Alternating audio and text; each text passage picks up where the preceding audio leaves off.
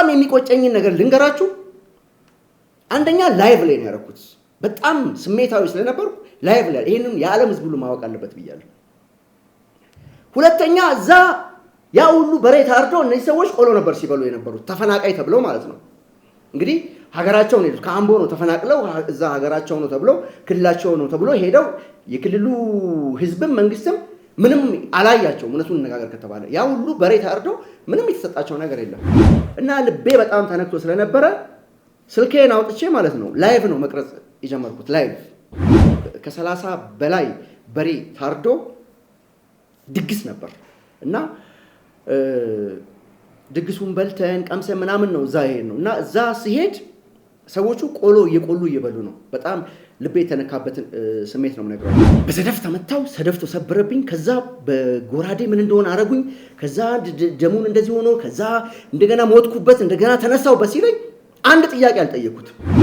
ድንገት ስትሄዱ ድንገት ይነገራችኋል የሆነ ነገር ተቀነባብሮ ድራማ ተሰርቶ ከዛ እናንተ ኢትዮጵያዊ ናችሁ ስሜታችሁ ይነካል። ከዛ ልክ ነህ ብለህ ታለቅሳለህ። እነሱ ተሸውደው እናንተን ሸውደው እናንተ ደግሞ ሌሎች ኢትዮጵያን እንድታሸውዱ ያደርጋሉ። ከዛ በኋላ ጫወታውን ትንሽ የተወሰነ መልክ ይሄዳሉ። ከዛ በኋላ ሲነቃ ፍጥጥ ነው። በጣም በሚገርም ሁኔታ አንዴ በሰደፍ እንደዚህ ያደረጉኝ፣ አንዴ በገጀራ እንደዚህ ያደረጉኝ፣ ሞትኩባቸው፣ ከዛ ተነሳውባቸው፣ ከዛ ምናምን በቃ የሌለ ነገር ሲናገር እኔ ይዛኔ ራሴን መቆጣጠር አልቻልኩ። እውነቴን ነው ማለት። ካሁን በኋላ የእናንተን ድራማ የኢትዮጵያ ሕዝብ ሁሉ በደንብ አውቆታል። ድራማ ፓርት 1 ፓርት 2 ፓርት 3 ፓርት 4 5 እያላችሁ ትቀጥላላችሁ። ምንም የሚቀየር ነገር የለም። ምንም የሚቀየር ነገር የለም። አንድ ጊዜ በሰደፍ መቱኝ፣ ከዛ ተነሳው። አንድ ጊዜ ደግሞ በቆንጮራ አንገቴን ወቅተው እንደዚህ ደሙን ጠጥተው ምናምን እያለ የሚያወራ ሰው እያለ አይደለ እሱ እየመጣ ድንገት እንደዚህ ያላትን ነገር ጠቅላላ ተናገረ። ላይቭ ላይ ነበርኩ። ሰውየው ከኔ በኋላ ነው ብዙ ሚዲያዎች ሄደው ያንን ኢንፎርሜሽን ለኢትዮጵያ ሕዝብም ለዓለም አቀፉ ማህበረሰብም ያዳረሱት። ከወገብ በታች ተመታች፣ ጥለዋት ፈረጠጡ። አብረዋት አረቄ ሲጠጡና ሲጨፍሩ የነበሩት ብቻዋን ቀረች። ከሰዓታት በኋላ ስትገኝ ደሟ አልቆ አርፋ ተገኘች። ከዚህ ሌላ ምንም ቆርጦ ቀጥል የምትጨምሩት ነገር የለም። የትኛው አማራ ነው የእህቱን የመከላከያ ሰራዊት አባል ሆኖ የእህቱ ጡት ሲቆረጥ ወይም የሌላ ብሔር የመከላከያ ሰራዊት አባል የብሔር ክፍፍል የለም መከላከያ ውስጥ የእህቱ ጡት ሲቆረጥ ቆሞ የሚያይ የመከላከያ ሰራዊት አባል ሊኖር አይችልም። በቃ በተአምር አይኖርም። ሰላም ጤና ይስጥልኝ ክቡራትና ክቡራን የኢትዮጵያ ድምጽ ቤተሰቦች በያላችሁበት ለእናንተና ለጠቅላላው ቤተሰቦቻችሁ የተሟላ ሰላምና ጤና እመኝላችኋለሁ። ክቡራትና ክቡራን ኢትዮጵያውያን በላይ መንገሻ ነኝ ከአዲስ አበባ ኢትዮጵያ። ዛሬ በህይወት ዘመኔ ከሰራዋቸው ስህተቶች በጣም የሚያንገበግበኝና የሚቆጨኝን አንድ አጋጣሚ ነግራችኋለሁ። ይህ አጋጣሚ የተፈጠረው ደብረ ብርሃን ነው። ደብረ ብርሃን የስላሴን ንግስ ለማክበር ሄጄ ነበር ከአውሮፓ ከመጡ እንግዶች ጋር። እናም ንግሱን ካከበርን በኋላ በዓሉን ካከበርን በኋላ በአማራነታቸው የተፈናቀሉ ዜጎች አሉ ተብሎ ተነገረኝ። ይሄን ለማየት ሄድኩኝ ማለት ነው። የሄድኩት ደግሞ ከደብረ ብርሃን ትንሽ ወጣ ብለን የሆነ የኢንዱስትሪ መንደሮች አሉ። እጅግ ትላልቅ ግዙፍ አዳራሾች አሉ። በዛ አዳራሽ ውስጥ እጅግ በርካታ የሆኑ የአማራ ተፈናቃዮች ለፋብሪካ ይሁን ለሆነ ነገር የተሰራ ትልቅ መጋዘን ውስጥ በርካታ ህፃናት፣ በርካታ እናቶች፣ እህቶች፣ ወንድሞች፣ በርካታ ሰዎች ተገኝተው ስንደርስ እኔም ከኔ ጋር የነበሩ ከአውሮፓ የመጡ ሰዎች አሉ። በጣም አዘኑ። እንደውም በዚህ አጋጣሚ ስማቸውን መጥቀስ ፈልጋለሁ፣ ምክንያቱም እውነት ስለሆነ ማለት ነው፣ ምንም ውሸት ነገር ስለሌለው። አንዷ ማክዳ በቀለ ነች። ወይዘሮ ማክዳ ከኔ ጋር አንዳንድ ፕሮግራሞች ስትሰራ ታውቋታላችሁ። በሌላ በኩል ደግሞ የወይዘሮ ማክዳ ባለቤት አቶ ሚስጥረም ነበር፣ ሌሎችም እንግዶች ነበሩ እና ሄደን ስናያቸው በጣም ነው ልቤ የተነካው ማለት ነው። አንደኛ ህፃናቶች አሉ፣ ብዙ ሰዎች ናቸው። ከዛ ባሻገር ደግሞ ደብረ ብርሃን ከተማ ውስጥ ለስላሴ ንግስ ነው እንደሄድ ነግሬያቸዋለሁ። ከዛ ጎን ለጎን ደግሞ ደብረ ብርሃን ከተማ ውስጥ ወያኔ ባለመግባቷ ልክ እንደ ስለት ነገር ህዝቡ ተሰብስቦ ገንዘብ አዋጥቶ 30 በሬዎች ታርደው ከስላሴ ቤተክርስቲያን ፊት ለፊት በዚህ በተሻግሮ በማዶ በኩል ባለ አንድ እንደ ባስ ስቴሽን አይነት ግቢ ውስጥ በጣም ሰፊ ግቢ ውስጥ ከ30 በላይ ድንኳኖች ተተክለው ከ30 በላይ በሬ ታርዶ ድግስ ነበር እና ድግሱን በልተን ቀምሰን ምናምን ነው እዛ ነው እና እዛ ሲሄድ ሰዎቹ ቆሎ እየበሉ ነው። በጣም ልቤ የተነካበትን ስሜት ነው የምነግራችሁ። እዚህ ከተማ ውስጥ ከ30 በላይ በሬ ታርዶ ከ30 በላይ ከ30 40 50 ይሆናል ድንኳኑ። ምግቡ ተርፎ የሚበላው ሰው ጠፍቶ እዛ ደግሞ የሄድንበት ቦታ እዚህ የኢንዱስትሪ ፓርክ ነገር ውስጥ ሄደን ያየዋቸው የአማራ ተወላጆች ቆሎ እየቆሉ አንዳንዶቹ በረሃብ ጠኔት ተኝተው ነው ያገኘናቸው እና በጣም ልባችን ስለተነካ ማክዳ በቀለና የወይዘሮ ማክዳ ባለቤት አቶ ሚስጥረ ገንዘብ ይዘው ነበር። ገንዘብ የያዙትን በሻንጣ ማለት ይችላል ገንዘብ ይዘው ነበር። ወንዶቹን ለብቻ፣ ሴቶቹን ለብቻ፣ ህፃናት ለብቻ በማሰለፍ ለእያንዳንዱ ማለት ነው ህፃናት ለብቻ፣ ወንዶች ለብቻ፣ ሴቶች ለብቻ፣ አባቶች ለብቻ፣ እናቶች ለብቻ አሰልፈው ገንዘብ አድለዋል። ለእያንዳንዱ ማለት ነው ለእያንዳንዱ። ምክንያቱም ከተማ ውስጥ ድግስ ነበር። እዚህ ጋር ደግሞ በራብ የሚሰቃዩ ሰዎች በቆሎ የሚቆሉ ነበሩ እና ልቤ በጣም ተነክቶ ስለነበረ ስልኬን አውጥቼ ማለት ነው ላይቭ ነው መቅረጽ የጀመርኩት። ላይቭ አስቡት። የዛኔ ወደ 76000 ሰብስክራይበር ነበረው የኔ ቻናል ማለት ነው። ላይቭ እየቀረጽኩ እያለው ሰዎች ይመጣሉ፣ ሐሳባቸውን ይገልጻሉ። ሐሳባቸውን ከገለጹት ሰዎች መካከል የምታስታውሱት ማንም ኢትዮጵያዊ ሁሉም ሰው ያውቀዋል። አንድ ጊዜ በሰደፍ መቱኝ፣ ከዛ ተነሳው። አንድ ጊዜ ደግሞ በቆንጮራ አንገቴን ወቅተው እንደዚህ ደሙን ጠጥተው ምናምን እያለ የሚያወራ ሰው እያለ አይደለ? እሱ እየመጣ ድንገት እንደዚህ ያላትን ነገር ጠቅላላ ተናገረ። ላይቭ ላይ ነበርኩ። ሰውየው ከኔ በኋላ ነው ብዙ ሚዲያዎች ሄደው ያንን ኢንፎርሜሽን ለኢትዮጵያ ሕዝብም ለዓለም አቀፉ ማህበረሰብም ያዳረሱት። በጣም በሚገርም ሁኔታ አንዴ በሰደፍ እንደዚህ ያደረጉኝ፣ አንዴ በገጀራ እንደዚህ ያደረጉኝ፣ ሞትኩባቸው፣ ከዛ ተነሳሁባቸው፣ ከዛ ምናምን በቃ የሌለ ነገር ሲናገር እኔ ይዛኔ ራሴን መቆጣጠር አልቻልኩ። እውነቴን ነው የምነግራችሁ። እኔ ራሴን አሁንም እንደ ጋዜጠኛ አልቆጥርም። ምክንያቱም እዚህ ሀገር ኩታንኩት ጋዜጠኛ ነው ያለው። ከነዚህ ጋር አልመደብም። ተራ ኢትዮጵያዊ ነኝ። በላይ መንገሻ የምባል ሀገሬንም ወድ ኢትዮጵያዊ ነኝ። በጣም የሚቆጨኝን ነገር ልንገራችሁ። አንደኛ ላይቭ ላይ ነው ያደረኩት። በጣም ስሜታዊ ስለነበርኩ ላይቭ ላይ ይሄንን የዓለም ሕዝብ ሁሉ ማወቅ አለበት ብያለሁ። ሁለተኛ እዛ ያ ሁሉ በሬ ታርዶ እነዚህ ሰዎች ቆሎ ነበር ሲበሉ የነበሩት፣ ተፈናቃይ ተብሎ ማለት ነው። እንግዲህ ሀገራቸው ነው ሄዱት። ከአምቦ ነው ተፈናቅለው እዛ ሀገራቸው ነው ተብሎ ክልላቸው ነው ተብሎ ሄደው የክልሉ ሕዝብም መንግስትም ምንም አላያቸው። እውነቱን እንነጋገር ከተባለ ያ ሁሉ በሬ ታርዶ ምንም የተሰጣቸው ነገር የለም፣ ተርፉ ምግቡ ማለት ነው። ስለዚህ በጣም ስሜታዊና ስለሆንኩ ምንም በቃ ጥያቄ እንኳን አልጠየቅኩትም። እንዴት በሰደፍ ተገድለ በጎራዴ ተገለቅ፣ እንዴት ዳንክ፣ እንዴት ልትነሳ ቻልክ፣ ሰው እንዴት እንደዚህ አይነት መከራዎች ሁሉ ደርሰውበት እንዴት ይነሳል ብዬ ባለመጠየቄ እድሜ ልክ ይቆጨኛል። ምክንያቱም የዛኔ የነበረኝ ምንም አይነት ስሜታዊ ነገር ቢኖር እንኳን ሰውየው ሲናገር የነበረው በምድር ላይ ተደርጎ ማይታወቅ በየትኛውም ኮንቲነንት በየትኛውም አህጉር እንደዚህ አይነት ወንጀል ተፈጽሞ አይታወቅ። የሰው ልጅ በሰደፍ ተመቶ ሰደፍ ላይ ወይ ተሰብሮበት አስቡት። ምን ሰውየው ምን አይነት ብረት ቢሆን ነው ሰውየው በሰደፍ ሲመታ ሰደፍ የሚሰበርበት? አንድ ሰደፍ 1000 ሰው ሊመታ ይችላል፣ አይሰበርም።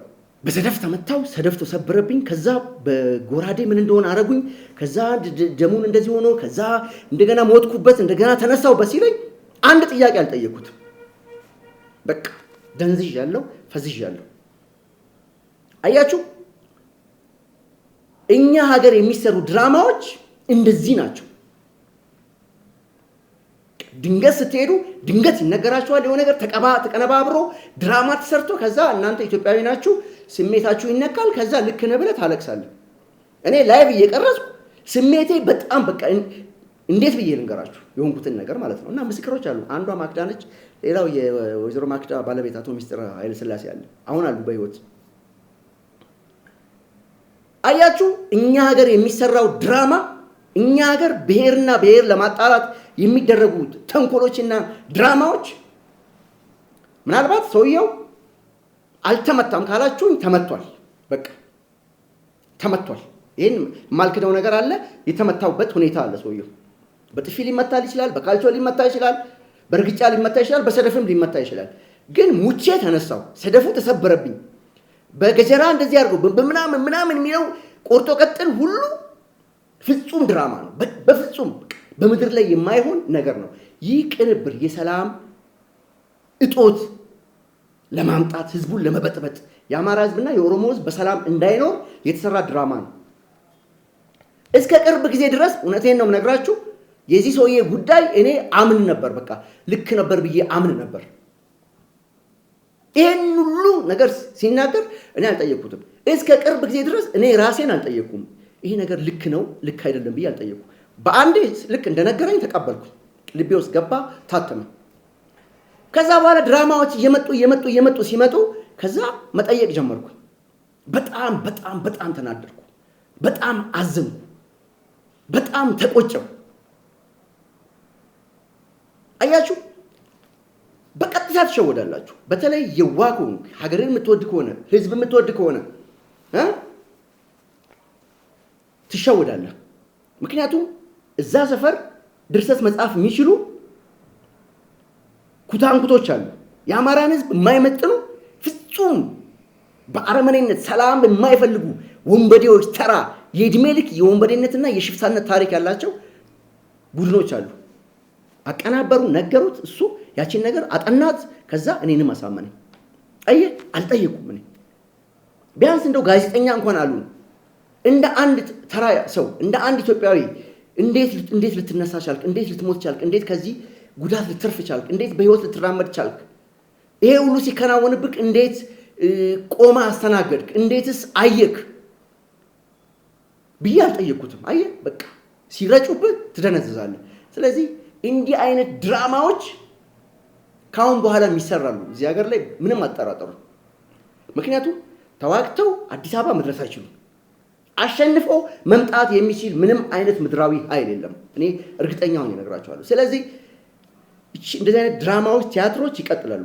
የኢትዮጵያ መከላከያ ሰራዊት ጡት ቆርጦ አያውቅም፣ በተአምር ማለት ነው። የኢትዮጵያ መከላከያ ሰራዊት በምን አይነት ሂሳብ ነው ከጡት ጋር የምታገናኘው? በቃ ይህ ጀግና ሰራዊት ኢትዮጵያን ለመጠበቅ የተነሳ ሰራዊት ነው። በሰራዊቱ ውስጥ የአማራ ወንድሞቻችን ከበቂ በላይ አሉ። የትኛው አማራ ነው የእህቱን የመከላከያ ሰራዊት አባል ሆኖ የእህቱ ጡት ሲቆረጥ ወይም የሌላ ብሔር የመከላከያ ሰራዊት አባል የብሔር ክፍፍል የለም መከላከያ ውስጥ የእህቱ ጡት ሲቆረጥ ቆሞ የሚያይ የመከላከያ ሰራዊት አባል ሊኖር አይችልም። በቃ በተአምር አይኖርም።